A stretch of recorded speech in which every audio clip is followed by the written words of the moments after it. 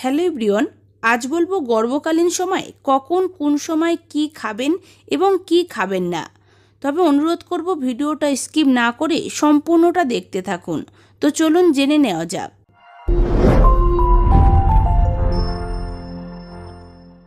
বর্তমানে অতিরিক্ত কম ওজন বা বাড়তি ওজনের কারণে গর্ভবতী মায়েদের বিভিন্ন রকম সমস্যার সম্মুখীন হতে হচ্ছে, আর এর জন্য দরকার একটি যথাযথ গর্ভকালীন ডায়েট চার্ট। গর্ভধারণের সময়কে মূলত 3টি ত্রৈমাসিকে ভাগ করা হয়েছে, যেখানে 0 থেকে 13 সপ্তাহকে বলা হয় প্রথম ত্রৈমাসিক, 14 থেকে 26 সপ্তাহ সময়কে বলা হয় দ্বিতীয় ত্রৈমাসিক এবং সবশেষে 27 থেকে 40 সপ্তাহ সময়কে শেষ অর্থাৎ তৃতীয় ত্রৈমাসিক। প্রথম ত্রৈমাসিকে খাবারের পরিমাণে ক্যালোরির পরিমাণ পরিবর্তন না হলেও পরবর্তী দ্বিতীয় এবং তৃতীয় ত্রৈমাসিকে প্রতিদিন অন্তত অতিরিক্ত 300 ক্যালোরি ও 450 ক্যালোরি করে বাড়তি খাবার গ্রহণ করতে হবে। এবার জানুন কখন কোন খাবার খাবেন। সকালে ঘুম থেকে উঠে 1 গ্লাস জলের সঙ্গে রাতে ভিজিয়ে রাখা 4 থেকে 5টি কাঠবাদাম খেতে হবে। বাদামে রয়েছে প্রচুর antioxidant, folic acid, vitamin D ও জিঙ্ক, যা ভ্রূণের মস্তিষ্ক, শিশুর হৃদযন্ত্র এবং স্নায়বিক বিকাশে সাহায্য করে। সকালের নাস্তায় পরিমাণ মতো ভাত, রুটি বা ওটসের সাথে অবশ্যই আমিষ জাতীয় খাবার যেমন মুসুরের ডাল, মাছ ও মাংস রাখতে হবে। মুসুরের ডালে রয়েছে প্রচুর পরিমাণ ফলেট, যা বাচ্চার মস্তিষ্কের ক্ষমতা বাড়ায় এবং জন্মকালীন ঝুঁকি কমায়। মিড মর্নিং নাস্তা একসাথে বেশি খাবার না খেয়ে গর্ভকালীন ডায়েট চার্ট মেনে চলতে হবে। অল্প অল্প করে খেতে হবে। মিড মর্নিং নাস্তা হিসেবে গর্ভবতী মায়েদের জন্য সবচেয়ে উত্তম হচ্ছে সিদ্ধ ডিম ও খেজুর। ডিমের কুসুমে রয়েছে কোলিন, যা গর্ভের সন্তানের মেধা বাড়ায় ও পাশাপাশি এতে বিদ্যমান প্রয়োজনীয় fatty acid, vitamin D, vitamin বি12, ভিটামিন বি2 এবং প্রয়োজনীয় মিনারেল থাকে, যা ভ্রূণের মস্তিষ্কের বৃদ্ধি এবং সামগ্রিক বিকাশে সাহায্য করে। এটি শিশুকে স্পাইনা বিপিডা এবং অ্যানেনসেফালিনের মতো রোগে আক্রান্ত হতে বাধা দেয়।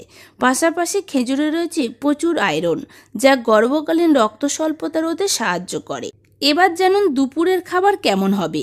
একজন গর্ভবতী মাকে দুপুরের খাবারে ভাতের পাশাপাশি খেতে হবে সামুদ্রিক মাছ বা লাল মাংস ও প্রচুর শাকসবজি।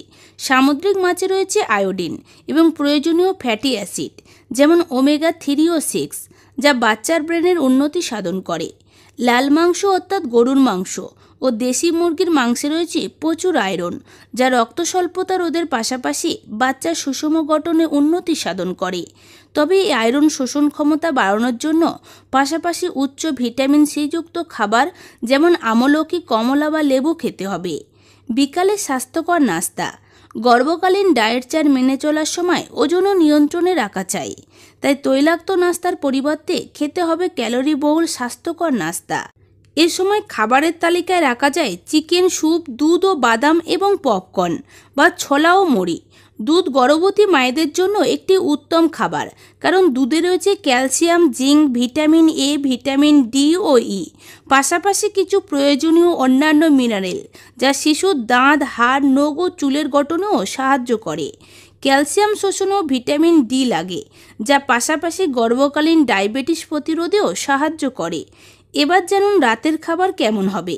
রাতে শর্করাযুক্ত খাবারের পরিমাণ সামান্য কমিয়ে আমিষ জাতীয় খাবার যেমন মুসুর ডাল, ডিম, সামুদ্রিক মাছ বা মাংস বেশি খেতে হবে।